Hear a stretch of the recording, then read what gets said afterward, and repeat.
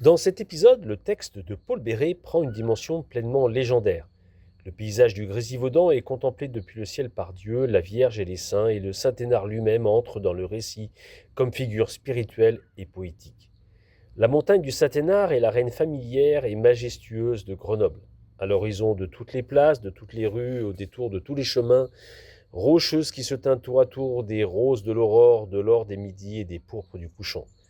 Vous êtes-vous jamais demandé pourquoi les villages, les maisons, les châteaux qui se silhouettent sur ces flancs étaient si disséminés et si régulièrement épars? Sachez d'abord que jadis Dieu, la Vierge et les saints faisaient sur la voûte céleste de longues promenades. Quand ils arrivaient au-dessus de la vallée du Grésivaudan, c'était par leurs yeux un émerveillement. Ils apercevaient les sept-lots, les crêtes de Beldonne toutes blanches de neige et pareilles à des vagues de tempête soudainement immobilisées par le gel, le Taillefer avec ses escarpements rudes et dénudés, le géant Aubiou portant défi à son rival le Ferrand, Tréminis et le Trièves silencieux sous la sombre parure des hauts sapins. Le mont Aiguille dressant au ciel sa cime de pierre, au soleil levant, le massif de la Chartreuse et le glacier lilial du Mont Blanc. À leurs pieds, l'Isère coulait avec ses flots argentés à travers des clairières bordées de chênes, de châtaigniers et de peupliers. Tout ce paysage où rien ne portait comme encore un nom s'irradiait de la lumière séraphique des jeunes printemps de la terre.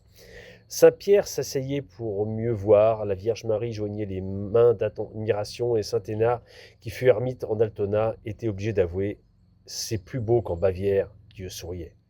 Mon Dieu, dit un jour la Vierge Marie, pourquoi les bords de cette rivière, ces forêts, ces pâturages sont-ils inhabités? Les hommes y seraient si heureux, il n'y a pas de maison, dit Saint-Pierre, un peu bourru. Et comment, diable, voulez-vous que les pauvres humains transportent des matériaux dans ces montagnes? Quand Saint-Pierre était de méchantes humeurs, il invoquait toujours le diable. Eh bien, Saint-Pierre, dit le Père éternel, tu vas tout de suite en apporter. Oh, dit Saint-Pierre des chantiers du paradis à cette vallée, le trajet est long.